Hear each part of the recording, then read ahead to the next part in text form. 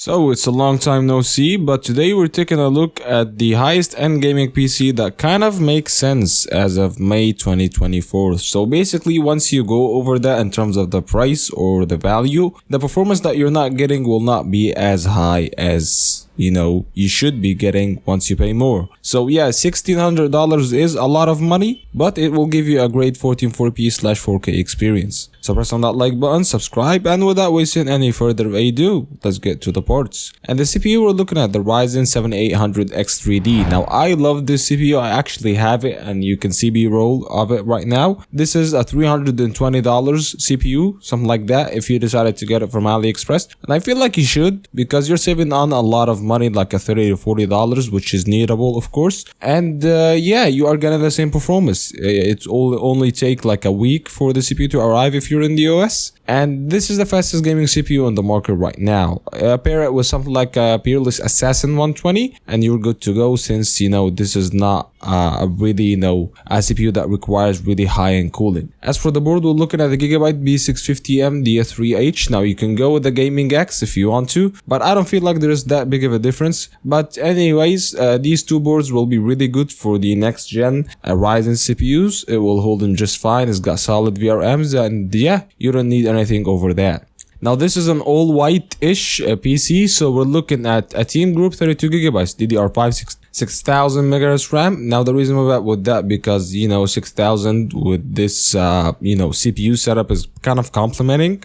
32 gigs at least for gaming is more than enough. You can get away with some video editing, animation, After Effects, things of that sort. And yeah, for a gaming PC, I feel like this will get the job done. The SSD, it's kind of where we kind of cheaped out, because you could go with higher, but I'm not gonna say we're on a tight budget, but if you want to go with a 2TB, you can do so. But we're going with a Kingston MV2 1TB x.2 SSD. Getting the fastest boot up times, you're getting really good loading speeds. And yeah, this is as the bare minimum for a PC like that. Let's just say it that way. When it comes to the GPU, we have the, I believe, Zotac Gaming Trinity RTX 4070 Ti Super. Now the reason with that, because I feel like this is the highest end GPU that kind of makes some sense. Once you go over that, you're not getting that much of a performance uplift for the money that you're gonna spend. And now even this GPU is kind of questionable to a lot of people. So people who would go with a 7900 XTX or an RX 7900 XT. So there are a lot of competitors in that actually category or price range, but I am biased to Nvidia because I'm a content creator and I care